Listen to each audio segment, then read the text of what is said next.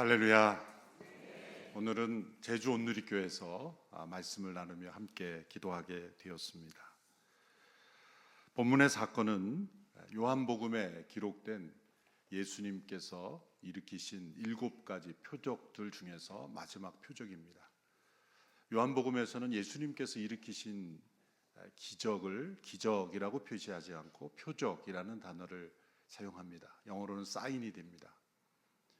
그것은 이 기적은 예수님이 어떤 분이신지를 믿게 하고 그로 인하여 사람들이 생명을 얻게 하려 한다는 요한복음의 목적대로 사람들에게 이 기적을 통해 예수님이 어떤 분인지를 확실히 알게 하고 믿게 하고 또 생명을 얻게 하려는 그런 목적을 가지고 예수님의 많은 기적들 가운데 선택되어 7가지를 기록했다는 것을 알려줍니다. 첫 번째 표적은 요한복음 2장에서 가나 혼인잔치에서 물을 포도주로 바꾸신 표적입니다.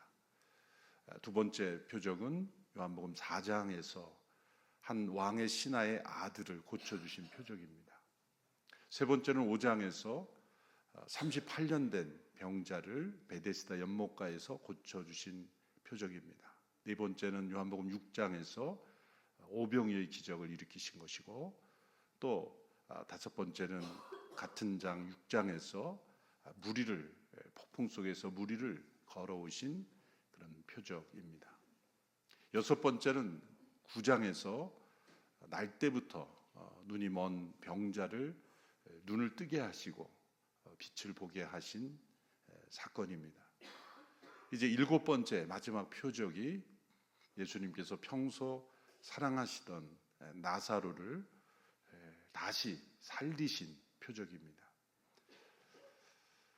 7개의 표적 중에서 이 마지막 이 표적의 절정을 이루도록 요한복음에서 기록한 것은 이 표적 이후에 산헤드린 공회원들이 예수님을 죽이려고 음모를 꾸미고 그리고 예수님을 십자가로 내모는 사건, 결정적인 전환점이 되기 때문입니다.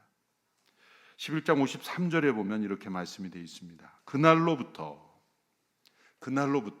이것은 나사로가 다시 살아나는 표적을 예수님께서 일으키신 사건을 의미하죠. 그들은 예수를 죽이려고 음모를 꾸몄습니다. 지금까지 여러 가지 표적이 나타났을 때 유대 지도자들은 세심히 주의 깊게 살펴보았을 겁니다. 그들의 마음이 부글부글 끓어올랐을 겁니다. 질투심과 경계심과 예수님을 따르는 이들이 점점 많아지자 자신들은 불안해하기 시작했습니다. 자신들의 거짓된 사상과 시스템이 드러나고 붕괴될까 봐 두려워했습니다. 근데 결정적으로 나사로가 다시 살아난 사건 앞에서 가만히 있을 수가 없었습니다. 예수님을 가만히 두면 이제 모든 사람들이 예수님을 믿고 따를 것이 분명했기 때문에 예수님을 죽이기로 결정을 한 것입니다. 여기에 이 십자가의 아이러니가 나타납니다. 죽은 자들에게 생명을 주시는 분이 죽임을 당하는 그러한 분이 되셨다는 것. 죽은 자를 다시 살리실 수 있는 분이 죽음을 향하여 나아가도록 하는 그 사건이 되었다는 것. 이게 십자가의 아이러니죠. 그러나 하나님께서는 이렇게 사람들이 생명을 주시는 분을 사람들이 십자가에 못 박아 죽었지만 그분이 다시 살아나심으로 모든 이들에게 영원한 생명을 주실 수 있는 분으로 변화시키는 것입니다. 이것이 역설입니다. 십자가의 아이러니를 십자가의 역설로 변화시킨 놀라우신 하나님의 능력이 나타납니다. 이 결정적 사건의 주인공이 된 사람은 예수님께서 평소에 사랑하시던 나사로라는 제자입니다. 나사로는 마르다, 마리아 두 자매와 함께 베다니에서 예수님을 섬겼습니다. 예수님께서 종종 이 삼남매의 가정에 들리셔서 묵으시며 또 안식하시는 그런 일종의 리트릿 센터처럼 이 가정에서 머무신 것을 우리는 알 수가 있습니다. 나사로가 이제 병이 들어 죽게 되었을 때 당연히 두 자매는 예수님께 도움을 요청했던 것이죠. 그래서 11장 3절에 보면 두 자매는 사람을 예수께 보내어 말했습니다. 주여, 사랑하시는 사람이 병들었습니다. 사랑하시는 사람이 병들었습니다. 예수님께서 사랑하시는 사람도 병이 드는 것입니다. 예수님께서 사랑하시는 사람은 병과 죽음이 피해가지 않습니다. 사랑하시는 사람도 병이 듭니다. 그 말씀을 들은 예수님이 이렇게 대답하셨습니다. 이 병은 죽을 병이 아니라 하나님의 영광을 위한 것이고 이 일을 통해 하나님의 아들이 영광을 받게 될 것이다. 우리가 받는 고난에는 세 가지 종류가 있습니다. 첫 번째 고난은 자신의 죄로 인한 고난입니다. 징계성 고난이죠. 그 고난을 통해 회개하고 거룩해지도록 허락하시는 고난입니다. 두 번째 고난은 우리의 영적 성숙을 위한 고난입니다. 우리의 믿음이 더 자라게 하기 위해서 하나님께서 주시는 고난입니다. 세 번째 고난, 하나님의 영광을 위한 고난입니다. 우리가 복음을 전하기 위해서 선교사님들이 받는 고난이 바로 이 하나님의 영광을 위한 고난이죠. 사도 바울이 그리스도의 남은 고난을 내 육체에 채운다라고 고백할 때 그 고난입니다. 이 고난은 하나님의 영광을 나타내기 위해서 하나님께서 허락하시는 고난입니다. 때로 순교하는 일이 일어나는 것, 하나님의 영광을 위한 고난이죠. 예수님께서는 이 나사로의 병을 죽을 병이 아니라 하나님의 영광을 위한 병이라, 그리고 하나님의 아들이 영광을 얻게 되는 병이라고 해석해 주셨습니다. 그런데 이 11장에서 강조되는 것은 예수님께서 이 소식을 듣고 계시던 곳에, 그 베레아 지역에서 이틀이나 더 머무셨다는 겁니다. 11장 5절 6절을 보시면 예수께서는 마르다와 그녀의 자매 나사로를 사랑하셨습니다. 그러나 나사로가 아프다는 말을 들으시고도 예수께서는 계시던 곳에 이틀이나 더 머무셨습니다. 나사로가 이제 죽어간다는 말을 듣고도 이틀을 더 머무셨다. 이상하지 않습니까? 사랑하시는 사람이 이렇게 죽어간다고 하면 빨리 달려가야 하지 않겠습니까? 다른 사람보다 더 먼저 달려가야 하지 않겠습니까? 그런데 예수님은 계시던 곳에 이틀이나 더 머무셨다. 우리 한국말 성경들에서는 5절과 6절 사이에 대개 그러나라는 단어를 넣어 의미를 부각시키는 번역을 했지만 원문에 보면 그러므로라는 단어가 들어가 있습니다. 원문에 더 충실하게 번역을 하면 이렇게 됩니다. 예수님께서 소식을 듣고도 계시던 곳에 이틀을 더 머무신 것은 그들을 사랑하셨기 때문이다. 이해가 됩니까? 사랑하시는 사람은 빨리 가서 빨리 고쳐주셔야 될 텐데 사랑하셨기 때문에 의도적으로 이틀을 더 지체하셨다는 거죠. 예수님께서는 굳이 나사로가 있는 곳까지, 베다니까지 가지 않으셔도 되는 분임을 우리가 알지 않습니까? 가버나움의 백부장에 자신의 병든 종을 고쳐달라고 왔을 때 예수님께서 가려고 하시니까 백부장이 말렸죠. 예수님, 굳이 오실 필요 없습니다. 나도 군인으로서 명령을 하면, 내가 여기서 명령하면 그 명령을 받는 데서 실행하지 않습니까? 그러면 여기서 말씀만 하십시오. 그럼 내 종이 나을 것입니다. 예수님께서 이 믿음을 칭찬하셨죠. 이스라엘에서도 내가 이런 믿음을 보지 못했다. 여기서 말씀하시면 이루어지는 건 아닙니까? 놀라운 믿음을 백부장이 가졌죠. 유일하게 예수님께서 이방인의 믿음을 칭찬하신 사건이죠. 둘 다 이방인이에요. 한 가나안 여인과 백부장의 믿음.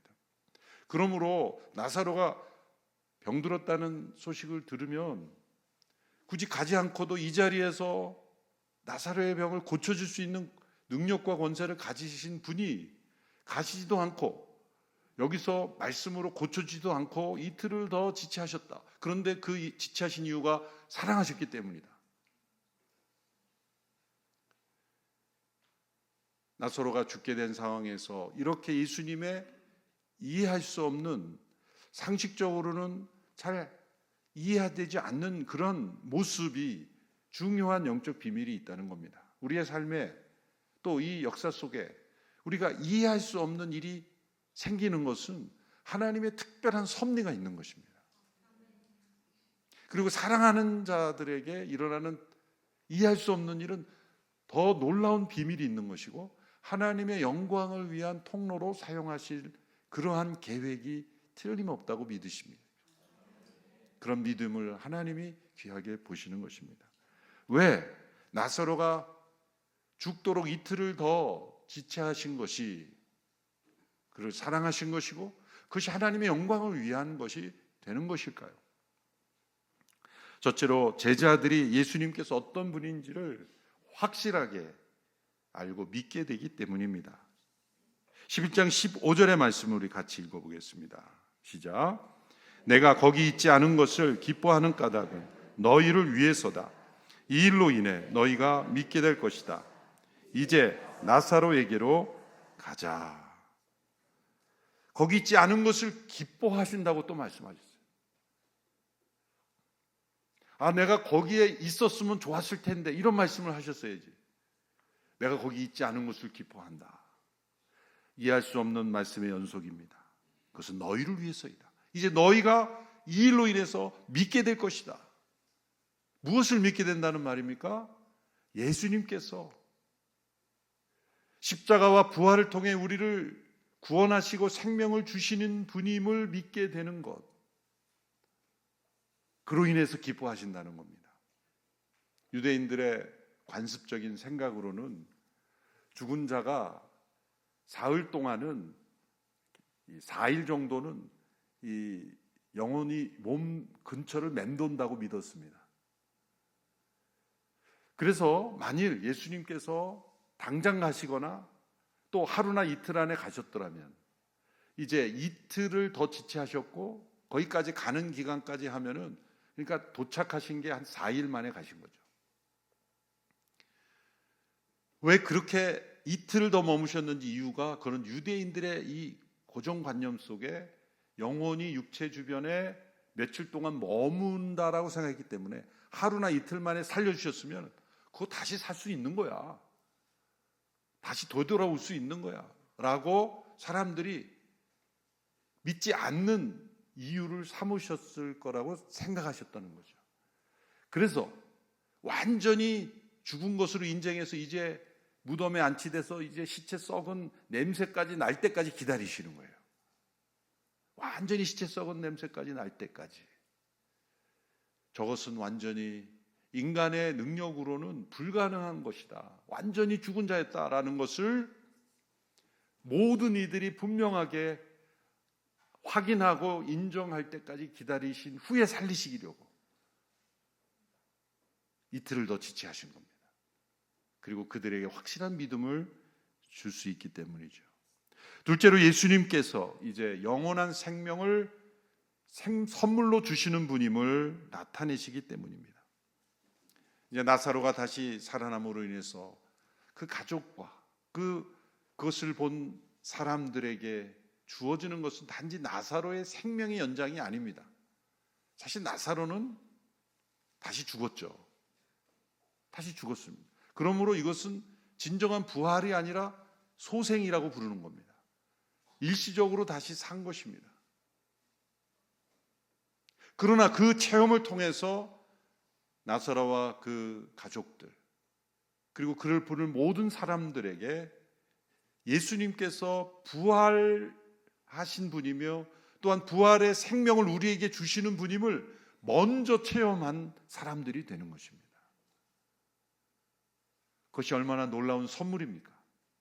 누구보다도 먼저 부활에 대한 소망과 믿음을 확실하게 가질 수 있는 사람으로 나사로와 마르다와 마리아를 택하셨다는 겁니다. 그래서 예수님은 기뻐하신 것입니다.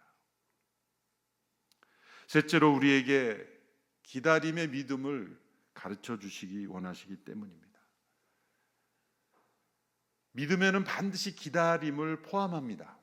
기다림이 곧 믿음은 아니지만 믿음은 기다림을 포함합니다. 하나님의 약속을 받은 아브라함은 아들에 대한 약속을 받은 이후에 25년을 기다렸습니다.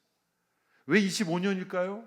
하나님이 능력이 없어서 25년 동안 능력을 쌓은 다음에 주시기 위해서 25년이 필요했을까요? 아닙니다. 앞서 예수님께서 나사로의 시신이 부패할 때까지 기다리신 것처럼 아브라함과 사라가 더 나이가 많아져서 완전히 불가능하다는 걸 모든 사람들이 인정하는 나이가 찰 때까지 기다리시는 거예요. 그래서 하나님의 전능하신 능력으로만 이루어졌다는 것을 모든 사람들이 고백할 수 있을 때까지 기다리시는 겁니다. 그리고 아브라함과 사라에게는 기다림의 믿음을 요구하신 것입니다. 우리의 시간표와 하나님의 시간표가 다르기 때문입니다. 우리는 늘 서두르고 재촉하지만 하나님은 서두르지 않으시고 늘 하나님의 때에 이루시는데, 그 때는 언제입니까? 우리가 기다림의 믿음이 찰 때까지 기다리시는 겁니다. 이것은 전적으로 하나님께서 행하신 일입니다 라고 고백할 수 있을 때까지 기다리시는 겁니다. 이제 때가 되자 예수님께서 나사로가 있는 곳으로 출발하셔서 도착하셨습니다. 예수님을 나와서 맞이한 마르다는 섭섭한 말을 좀 하죠. 예수님 여기 계셨더라면 나사로가 죽지 않았을 겁니다. 내 오빠가 다시 살리라 그랬더니 저도 마지막 날엔 살 것을 압니다. 이런 대화가 오가는 중에 예수님께서 중요한 말씀을 주셨죠. 11장 25절 26절 우리 같이 한 목소리로 읽겠습니다. 시작. 예수께서 마르다에게 말씀하셨습니다. 나는 부활이요 생명이니 나를 믿는 사람은 죽어도 살겠고 살아서 나를 믿는 사람은 영원히 죽지 않을 것이다. 내가 이것을 믿느냐. 너무나 중요한 말씀을 주셨습니다. 이 말씀을 주신 이후에 예수님은 나사로의 무덤 앞에 서서 돌을 옮기라 라고 말씀하셨습니다. 39절이죠. 돌을 옮겨 놓아라. 그때 마르다가 또 나섭니다. 주여, 그가 저기 있은 지 4일이나 됐는데 벌써 냄새가 납니다. 이제 시체가 다 썩어 들어가는데 굳이 무덤문을 열 필요가 있겠습니까? 지금 예수님께서 마르다에게 내 오빠가 살리라 라고 분명히 말씀하셨는데도 안 믿은 거죠.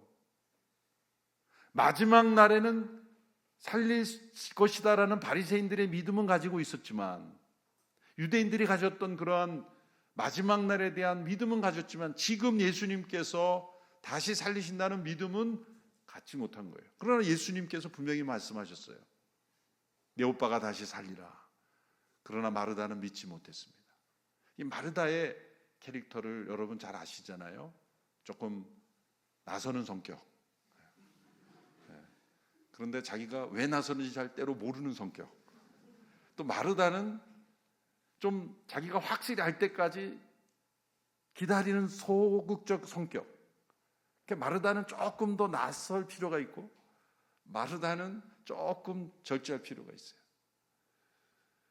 마르다는 베드로와 좀 비슷한 성격이죠. 예수님께서 베드로의 발을 씻겨주자 제 발은 절대 씻기지 못합니다.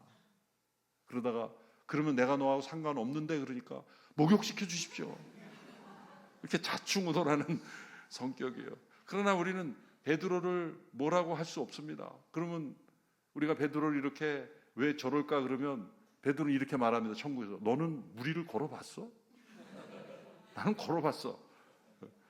그러니까 이 베드로 같이 이렇게 자충우돌하는 사람이 때로 홈런을 치는 사람이 되는 거예요. 마르다처럼 이렇게 열심히 나서는 사람이 때로는 문제도 일으키고 하지만 때로는 홈런을 치는 거죠.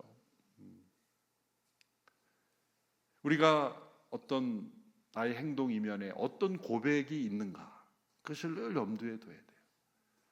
우리는 예수 그리스도에 대한 고백 공동체이기 때문에 교회가 어떤 공동체인가 올바른 고백이 있어요. 어떤 교회에서 새로운 신자에게 신앙 고백을 확인하는데 당신은 무엇을 믿으십니까?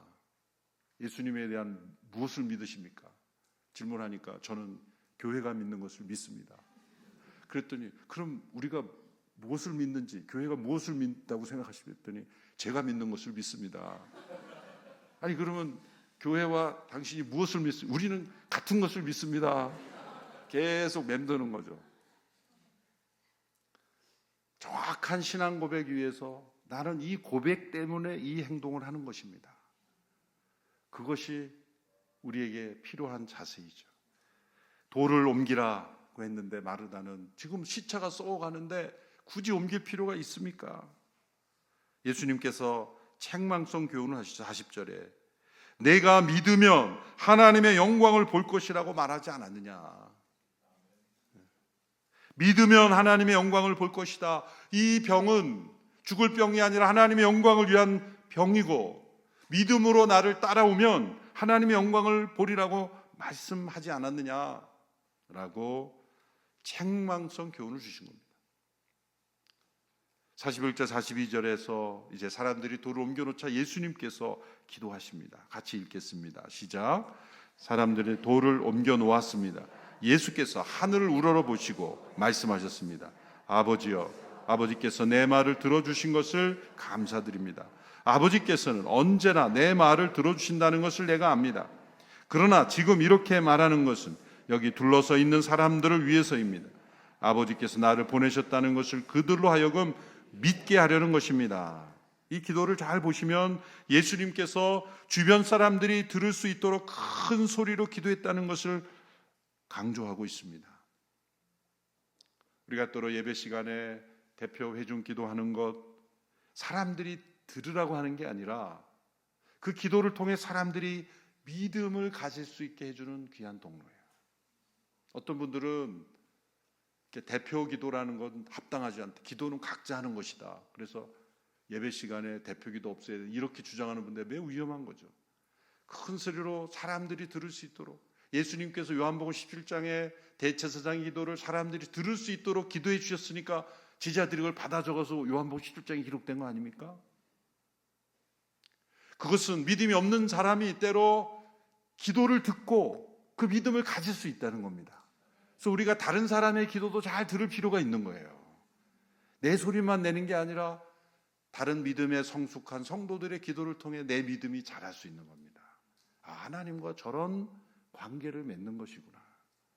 그런데 예수님의 기도의 특징은 뭡니까? 지금 나사로의 돌무덤 문을 열어놓고 저희 같았으면 하나님 나사로를 살려주십시오 이렇게 기도해야 되잖아요.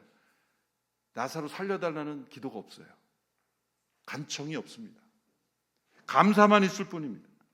아버지여, 내 말을 들어주신 것을 감사드립니다. 아버지께서는 언제나 내 말을 들으신다는 걸 내가 압니다. 내가 이렇게 말하는 것은 여기 둘러서 있는 사람들을 위해서입니다. 아버지께서 나를 보냈다는 걸 그들이 믿게 하려는 것입니다. 이 기도 속에 들어있는 중요한 원리는 어떤 우리의 긴박한 문제와 필요가 있지만 그보다 먼저 하나님께 감사하는 기도, 그리고 아버지의 자녀됨에 대한 감사, 아버지와의 친밀한 관계에 대한 감사, 아버지께 이 상황을 다 알고 계신다는 것에 대한 믿음의 감사, 그 감사가 우리의 간구보다 훨씬 중요하다는 것입니다. 풀리지 않는 문제 앞에 서 계십니까? 하나님께 감사로 먼저 나아가십시오. 하나님이 문제를 주심을 감사합니다. 제가 하나님의 자녀됨을 감사합니다. 하나님이 이 문제 속에 세심하게 보고 계시고 알고 계심을 감사합니다. 그리고 이걸 통해서 사람들이 예수님을 알게 해 주십시오. 이 감사가 기적을 일으킨 것입니다. 그때 예수님께서 큰 소리로 외치셨습니다. 나사로야, 나오라. 그때 붕대로 감은, 천으로 감은 그 나사로가 나왔습니다. 놀라운 기적이 일어났습니다. 생명을 주시는 분임을 사람들이 믿게 되었습니다. 그때 나사로가 이제 얼굴을 싸고 있던 천을 사람들이 풀어줄 때 가장 먼저 무슨 말을 했을까 상상해 보았어요. 여러분, 무슨 말을 했을까요? 그는 자신의 이름을 말했을 것 같아요. 나사로.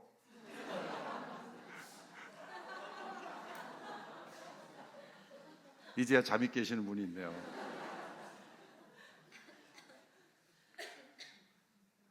예수님은 생명을 주시기 위해서 오신 분입니다. 사람들은 생명을 주시는 분을 십자가에 못 박아 죽였지만 그분은 다시 사셨어. 우리에게 영원한 부활 생명을 주시는 분임을 확실히 사람들이 믿게 되었습니다. 이 믿음이 우리에게 있어야 한다는 것, 그것을 위해서 이 말씀이 기록이 되었고 그것을 예수님이 확증해 주셨습니다. 이 부활에 대한 믿음, 영생에 대한 믿음으로 승리하며 사도 바울이 외쳤던 것처럼 사망아 내가 어디 있느냐, 너의 쏘는 것이 어디 있느냐, 그 주 예수 그리스도 안에서 승리를 주시는 하나님께 감사한다 라는 이 승리의 고백을 하며 승리하는 우리 모두가 되기를 축원합니다.